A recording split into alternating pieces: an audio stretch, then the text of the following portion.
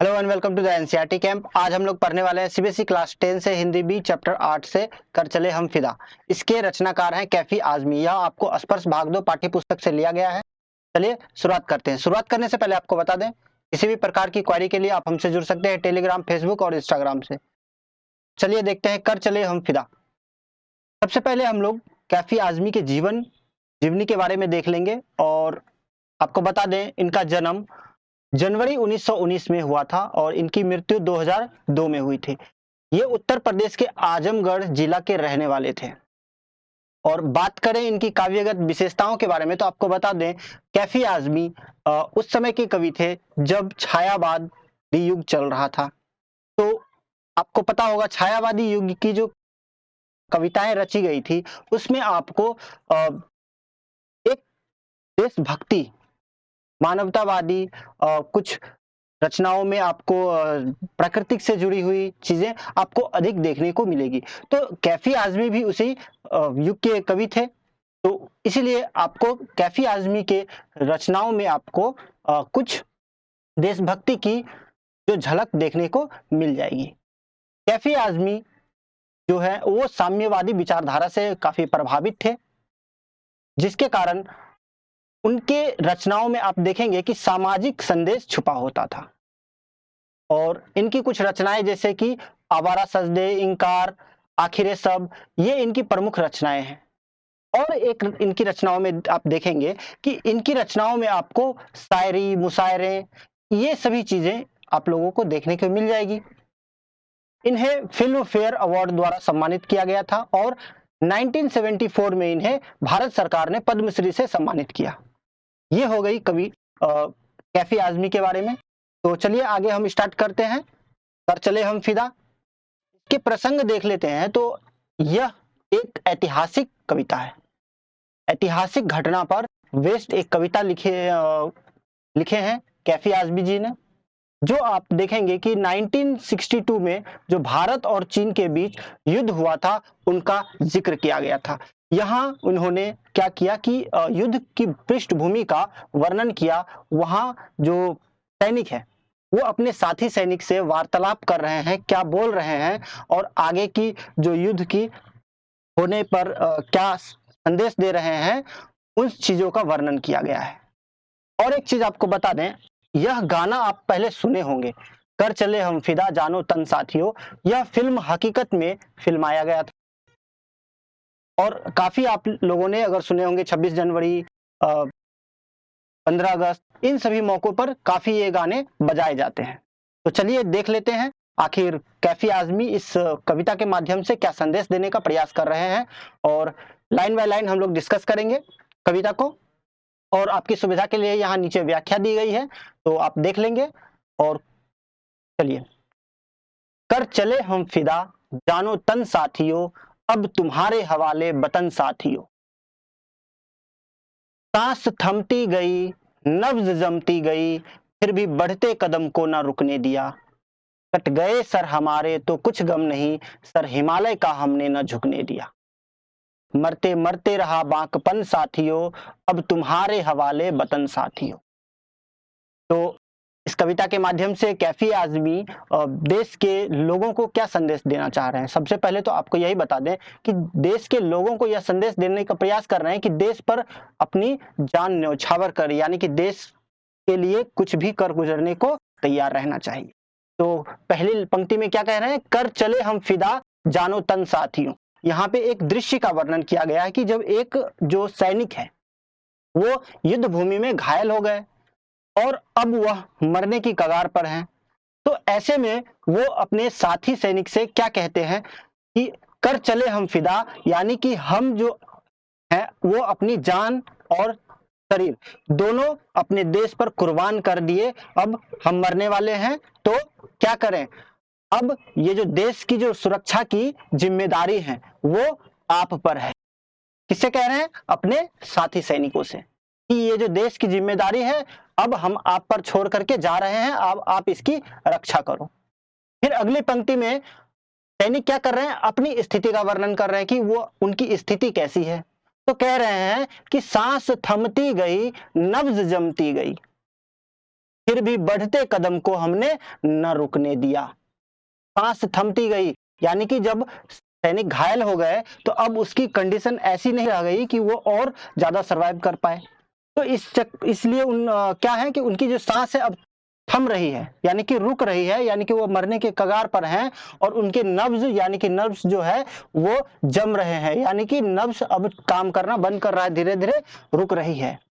तो अपनी स्थिति यहाँ बता रहे हैं कि फिर भी हमने क्या किया, अगर हम अपनी ऐसे स्थिति में भी हमने दुश्मनों को आगे बढ़ने नहीं दिया, बल्कि उसे पीछे खदेड़ दिए हैं।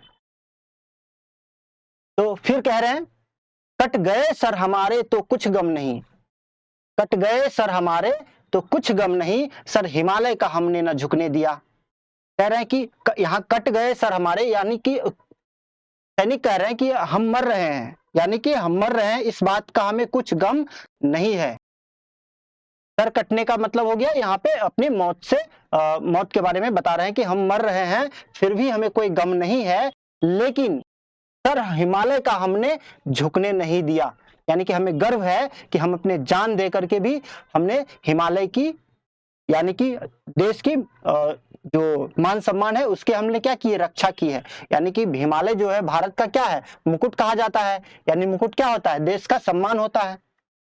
तो हिमालय की रक्षा हमने की, यानी कि उस अपने सर को झुकने नहीं दिया, सम्मान को हमने झुकने नहीं दिया।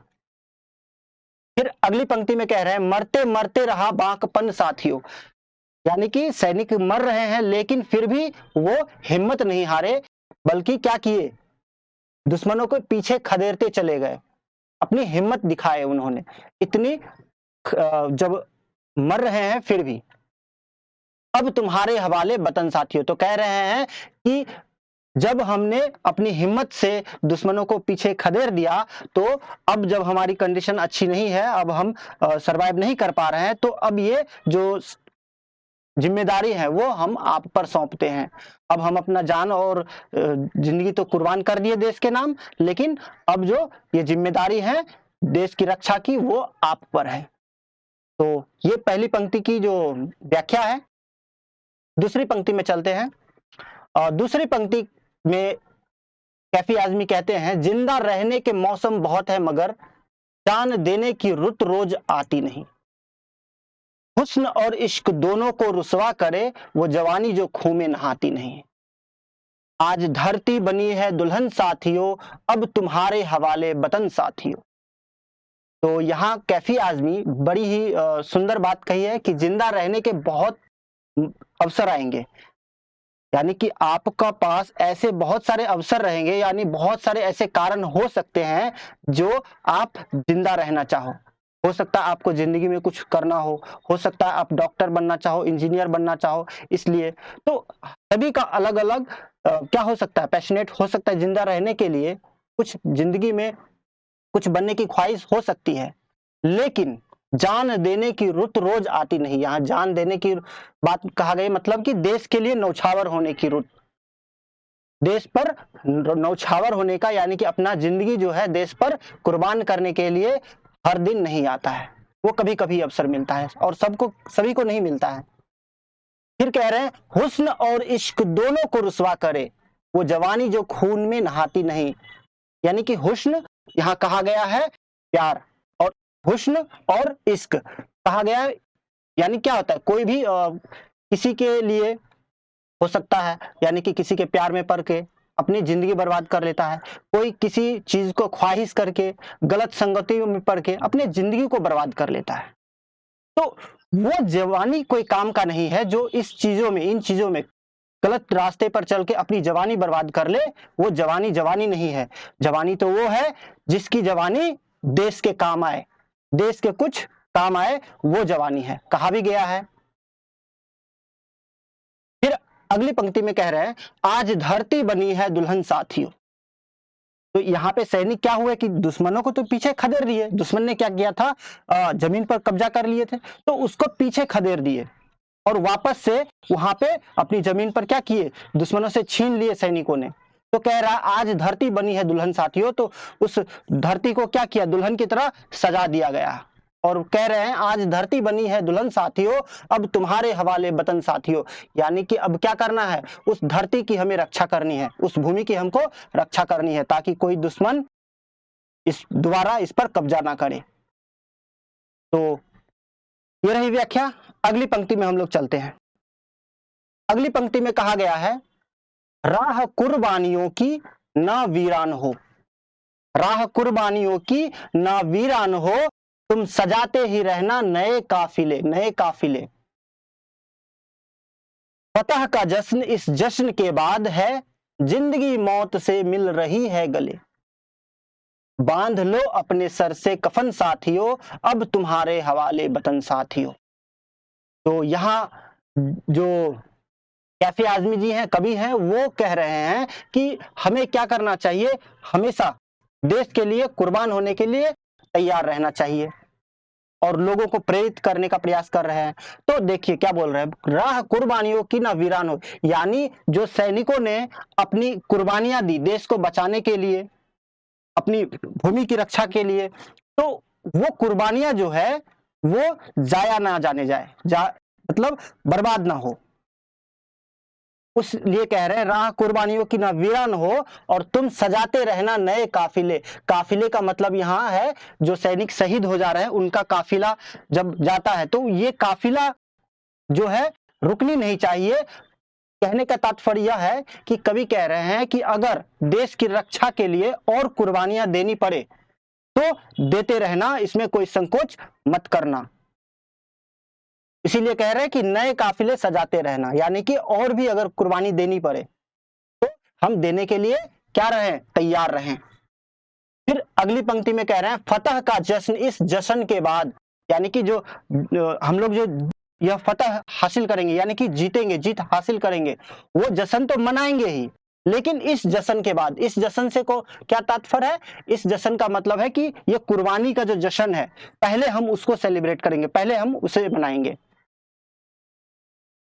फिर कह रहे हैं, जिंदगी इस मौत से मिल रही है गले, यानी कि जो आज है सभी सैनिक क्या हो रहे हैं, शहीद हो रहे हैं, तो जिंदगी मौत से गले मिल रही है, इसके लिए, देश के लिए, देश से कुर्बान होने के लिए, और खुशी खुशी सब अपने क्या कर रहे हैं, देश पर कुर्बान हो रहे हैं। फिर अगली पंक्ति में कह रहे हैं, बांध लो अपने सर से कफन साथियों, यानी कि अपने सर पे क्या करो, कफन बांध लो। हमने तो अपने सर पे कफन बांध करके दुश्मनों को पीछे खदेड़ दिया, लेकिन अब ये जो जिम्मेदारी है, अब तुम्हारे हवाले वतन साथियों, ये जो जिम्मेदारी है ये आपके सर है, ये क्या करो, आप अपने सर पे अब कफन बांधो और दुश्मनों को पीछे खदेड़ दो। तो फिर अगली पंक्ति में चलते हैं, और अगली पंक्ति में कहा गया है, ये आखिरी पंक्ति है, देखेंगे कैफी आजमी क्या कहना चाहते हैं। खींच दो अपने खून से जमी पर लकी, यानी कि अच्छा समझाएंगे, पहले पढ़ लेते हैं कविता उसके बाद। खींच दो अपने खून से जमी पर लकीर, इस तरह आने पाए ना, इस तरफ आने पाए ना रावण कोई। तोड़ दो अगर हाथ, तोड़ दो हाथ अगर हाथ उठने लगे, छू ना पाए सीता का दामन कोई। राम तुम्ही लक्ष्मण साथियों, अब तुम्हारे हवाले वतन साथियों। तो इस पंक्ति के माध्यम से देखिए यहाँ पे एक पुराणिक कथा का जो रामायण है, रामायण से कुछ उदाहरण देने के, पेश करने का कोशिश यहाँ पे कैफी आजमी ने किए हैं। तो क्या कहते हैं कि खींच दो अपने खून से, यानी कि अपने खून से जमीन पर एक लकीर बना दो, इस तरफ आने पाए ना, इस तरफ आने पाए ना रावण को, यानी कि रावण का यहाँ पे प्रतीक माना गया है कि किससे प्रतीक, दुश्मनों से यहाँ कंपेयर कर रहे हैं कि यह कि जो दुश्मन है वो इस तरफ ना आने पाए, ऐसा एक लकीर खींच दो। तो यहाँ लकीर, यहाँ लक्ष्मण जी ने क्या किए थे, माता सीता की रक्षा के लिए एक लकीर खींचे थे, तो ठीक उसी तरह के एक लकीर का बात यहाँ पे कैफी आजमी जी कर रहे हैं, और कह रहे हैं कि तोड़ दो हाथ अगर, उस हाथ को तोड़ दो जो इस तरफ आने की गुस्ताखी करे, जो इस तरह की हरकत करे, इस पार आने का कोशिश करे, उसका हाथ तोड़ दो। छू ना पाए सीता का दामन कोई, और ये कोशिश करो कि कोई भी सीता जैसी पवित्र भूमि, हमारे पवित्र भूमि को हाथ ना लगा पाए। फिर अगली पंक्ति में कह रहे हैं, राम भी तुम ही लक्ष्मण साथियों, अब तुम्हारे हवाले वतन साथियों। यानी कि यहाँ पे जो सैनिक है उनको बोल रहा है कि माता सीता की रक्षा तो राम और लक्ष्मण ने किया था, लेकिन अब वही राम और लक्ष्मण आपको बनना पड़ेगा। आप क्या करो, राम और लक्ष्मण बन करके हमारी भूमि की, हमारी मातृभूमि की रक्षा करो और दुश्मन को क्या करो, इस पार ना आने दो। तो वही बोल रहे हैं, अब तुम्हारे हवाले वतन साथियों, मैं तो जा रहा हूं, अब इस देश की जो रक्षा की जिम्मेदारी है वो आप पर है, अब मैं आपको हवाले करके जा रहा हूं। आई होप आपको समझ में आया होगा। तो यहाँ पे कुछ शब्दार्थ दिए गए हैं, आप देख लेंगे और मिलेंगे अगले वीडियो में। तब तक के लिए धन्यवाद।